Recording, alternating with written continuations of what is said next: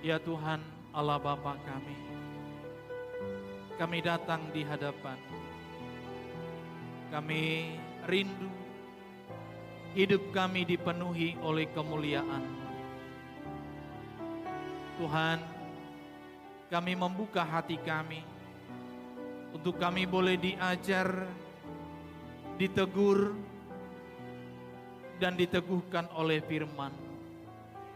Urapi hamba-Mu, urapi setiap umat-Mu yang boleh mendengar, sehingga firman-Mu sungguh-sungguh memberkati kehidupan kami. Terima kasih Tuhan. Di dalam nama Yesus Kristus kami berdoa. Amin. Jemaat saya persilahkan duduk. Bapak Ibu, saudara-saudari yang dikasihi oleh Tuhan kita Yesus Kristus, firman Tuhan yang akan kita renungkan di pagi hari ini terambil dari Roma pasal yang ke-8 ayat 1 sampai dengan ayat yang ke-17. Roma pasal yang ke-8 ayat 1 sampai dengan ayat yang ke-17. Kita akan baca firman Tuhan ini secara bergantian. Saya membaca ayat yang pertama, Bapak Ibu Saudara-saudari membaca ayat yang kedua. Demikian firman Tuhan. Demikianlah sekarang tidak ada penghukuman bagi mereka yang ada di dalam Kristus Yesus.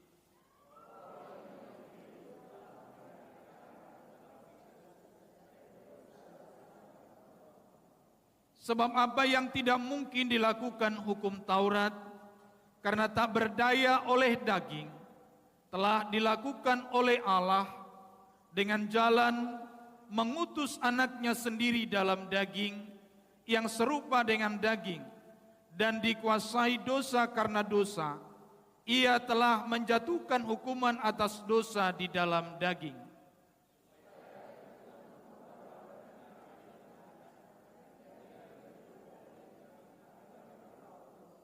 Sebab mereka yang hidup menurut daging memikirkan hal-hal yang dari daging. Mereka yang hidup menurut roh memikirkan hal-hal yang dari roh.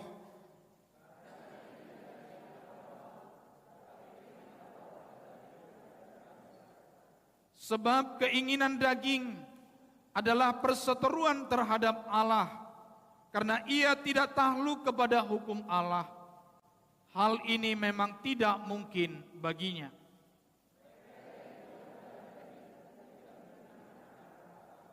Tetapi kamu tidak hidup dalam daging, melainkan dalam roh. Jika memang roh Allah diam di dalam kamu, tetapi jika orang tidak memiliki roh Kristus, ia bukan milik Kristus.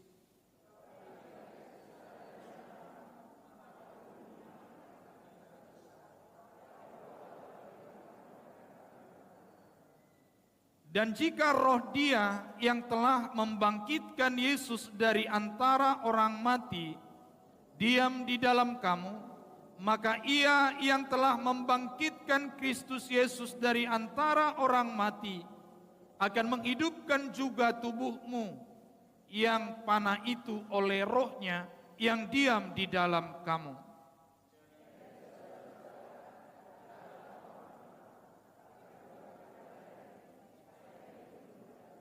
Sebab jika kamu hidup menurut daging, kamu akan mati. Tetapi jika oleh roh kamu mematikan perbuatan-perbuatan tubuhmu, kamu akan hidup.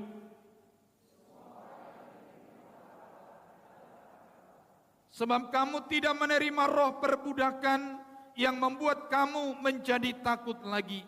Tetapi kamu telah menerima roh yang menjadikan kamu anak Allah. Oleh roh itu kita berseru, Ya Aba, Ya Bapa.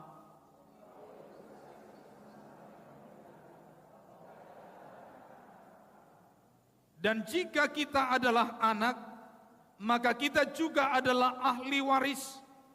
Maksudnya, orang-orang yang berhak menerima janji-janji Allah yang akan menerimanya bersama-sama dengan Kristus, yaitu jika kita menderita bersama-sama dengan Dia, supaya kita juga dipermuliakan bersama-sama dengan Dia. Sampai sedemikian jauh pembacaan firman bagi kita di pagi hari ini.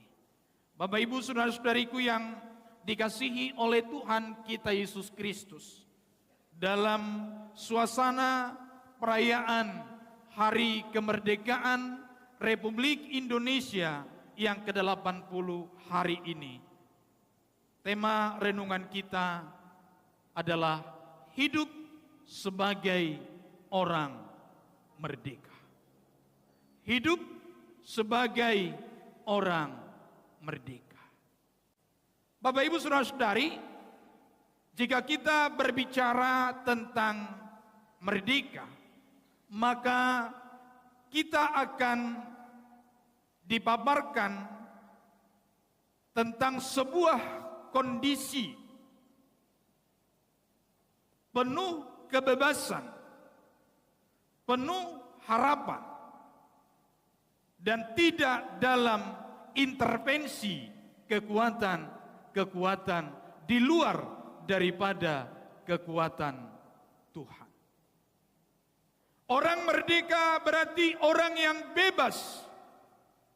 Bebas dari ikatan, bebas dari tekanan, bebas dari kungkungan, bebas dari kuasa-kuasa yang tidak sepatutnya ada di dalam kehidupannya. Bapak Ibu saudara-saudariku yang dikasihi oleh Tuhan, ada satu pengalaman yang sangat menginspirasi, memberkati saya secara pribadi, karena ini berkaitan dengan diri saya. Beberapa waktu yang lalu ketika saya hendak menyelesaikan studi S1 saya, namanya waktu itu masih mahasiswa,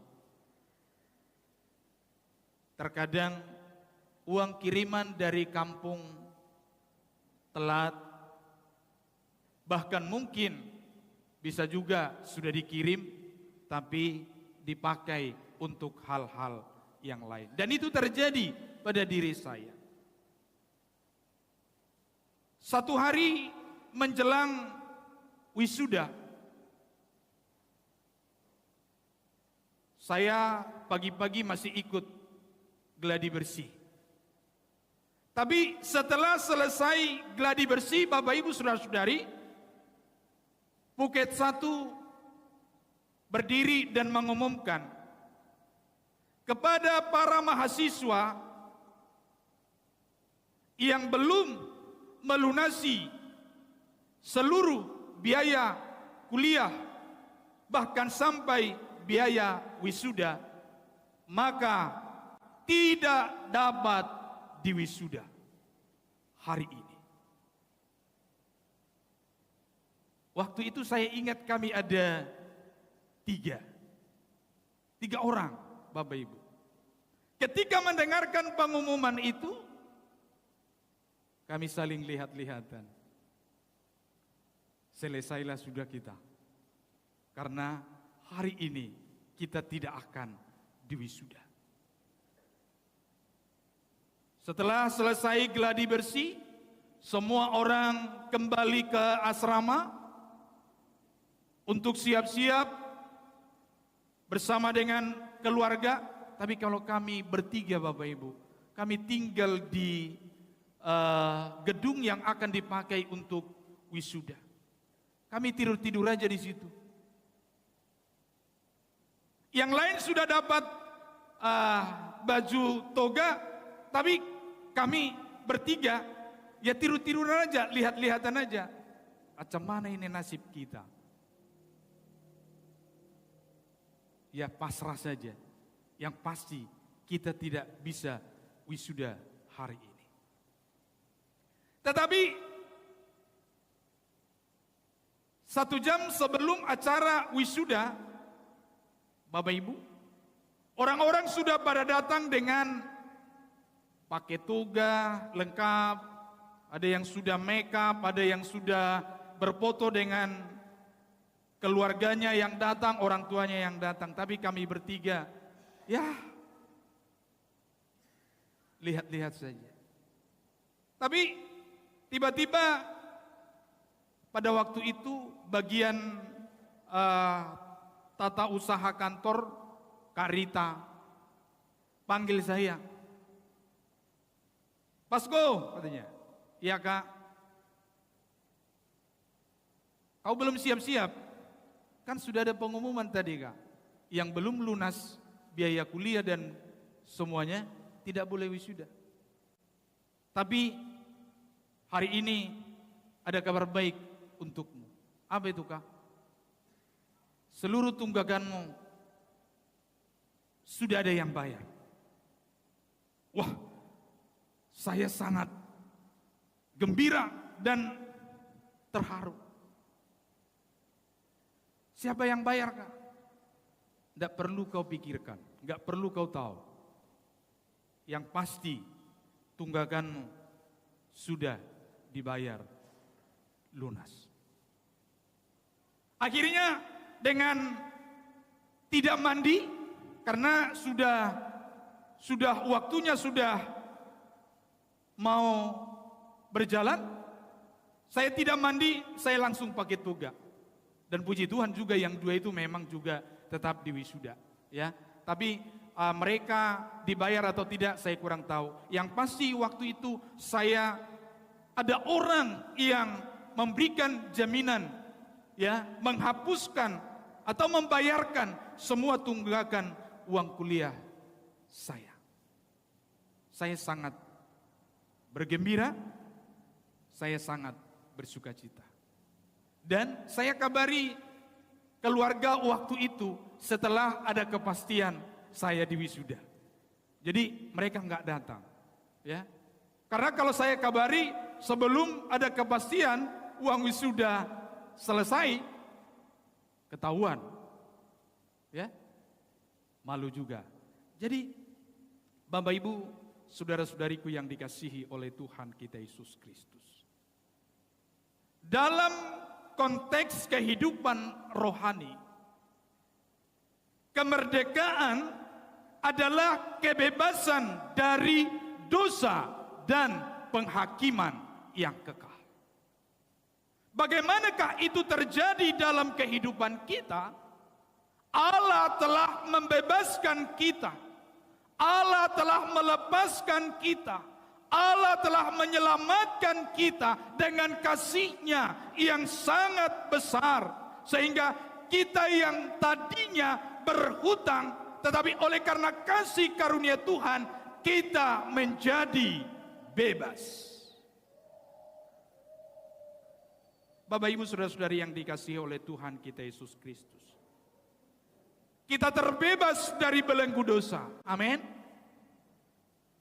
Kita terbebas dari belenggu kejahatan, intervensi maut yang mematikan. Dan itu merupakan bencana yang sangat menghancurkan kehidupan kita sebagai umat Tuhan. Bagaimanakah seharusnya gaya hidup kita sebagai orang yang sudah dimerdekakan oleh Tuhan? Kita melihatnya sebagai berikut. Yang pertama, dikatakan dalam firman Tuhan yang kita baca, gaya hidup orang yang sudah dimerdekakan itu, yang pertama adalah lepas dari penghukuman. Tidak ada penghukuman. Penghukuman adalah vonis atau hukuman akhir atau penghakiman yang kekal. Seharusnya itu yang menjadi bagian kita. Tetapi karena kasih dan kemurahan Allah, maka Dia memberikan anaknya supaya setiap kita dibebaskan, dilepaskan dari penghakiman yang kekal. Sebab apa? Upah dosa adalah maut. Tapi kasih Tuhan begitu besar di dalam kehidupan kita. Dalam 1 Korintus 6 ayat 20, firman Tuhan berkata, engkau telah ditebus,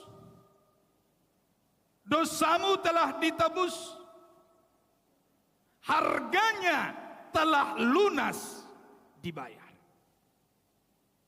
Bapak Ibu saudara-saudariku yang dikasihi oleh Tuhan kita Yesus Kristus, Tuhan sudah menebus, Tuhan sudah menyelamatkan kita melalui putranya Yesus Kristus. Harganya telah lunas dibayar. Oleh karena itu, layaklah kita berterima kasih. Layaklah kita bersyukur. Layaklah kita mengekspresikan kebebasan yang sudah kita terima dari Tuhan. Dengan cara-cara yang berkenan kepada Tuhan. Dengan cara-cara yang berkenan pada perintah Tuhan. Bapak Ibu, saudara-saudariku yang dikasihi oleh Tuhan, kita sudah merdeka. Amin. Amin Bapak Ibu.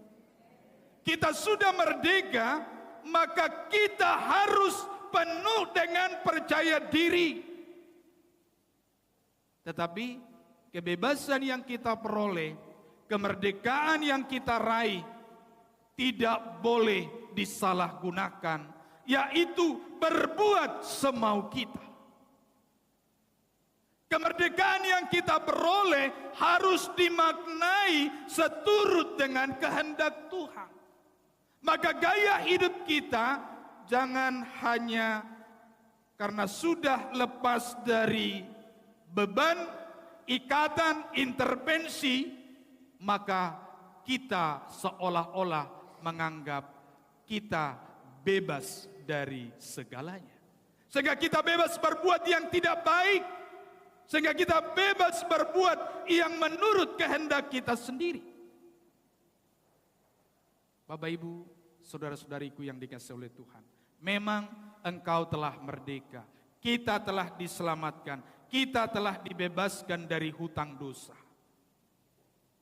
Jika kita tidak diselamatkan dari hutang dosa, maka kita pasti akan terus berada di bawah bayang-bayang maut. Oleh karena itu, mari kita mengekspresikan anugerah yang Tuhan sudah berikan dalam hidup kita dengan keyakinan dan kepercayaan yang teguh akan Tuhan. Ingat firman Tuhan. 1 Korintus 6 ayat 20. Tolong ditampilkan 1 Korintus 6 ayat 20. Atau salah seorang dari Bapak Ibu yang sudah mendapatkan, tolong dibacakan dengan suara keras. 1 Korintus 6 ayat 20.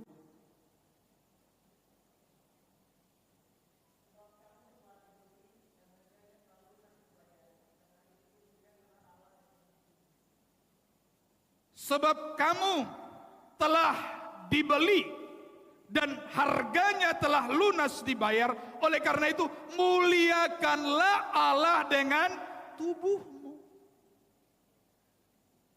Allah memandang tubuh kita sebagai ciptaan yang sangat luar biasa. Oleh karena itu, sebagai bentuk ekspresi dari kemerdekaan yang kita terima dari Tuhan, permuliakanlah Tuhan dengan tubuh yang ada.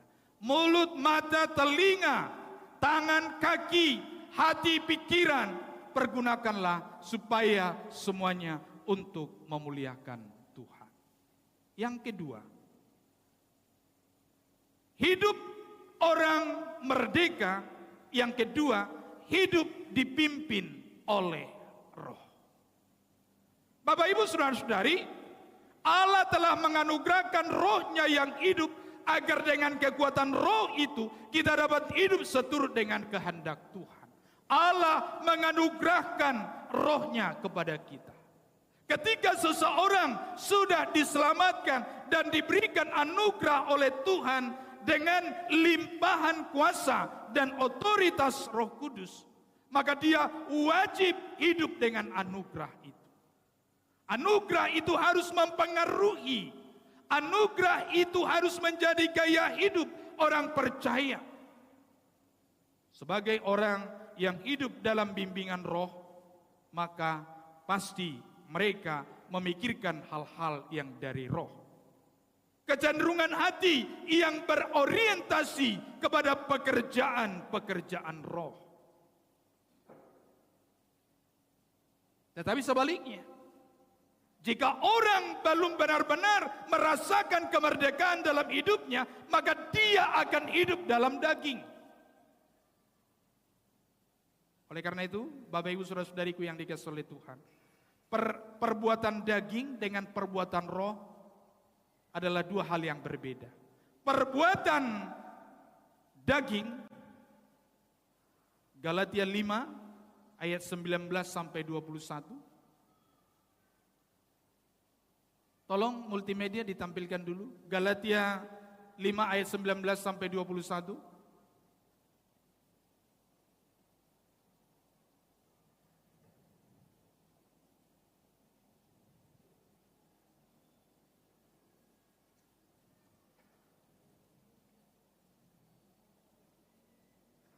Saya bacakan ya, Galatia 5 ayat 19 sampai 21. Perbuatan daging telah nyata, yaitu percabulan, kecemaran, hawa nafsu, penyembahan berhala, sihir, perseteruan, perselisihan, iri hati, amarah, kepentingan diri sendiri, percideraan, roh pemecah, kedengkian, kemabukan, pesta pora, dan sebagainya. Terhadap semua itu kuperingatkan kamu, seperti yang telah kubuat dahulu, bahwa barang siapa melakukan hal-hal yang demikian, ia tidak akan mendapat bagian dalam kerajaan Allah. Bapak Ibu Saudara-saudari, ketika kita sudah merdeka, maka kita wajib hidup dalam pimpinan roh, bukan dalam perbuatan daging. Tetapi apabila hal-hal ini yang masih terlihat di dalam kehidupan kita, berarti kita belum benar-benar merdeka. Ya, jangan lagi ada di antara kita ya percabulan, kecemaran, hawa nafsu, dan lain-lain.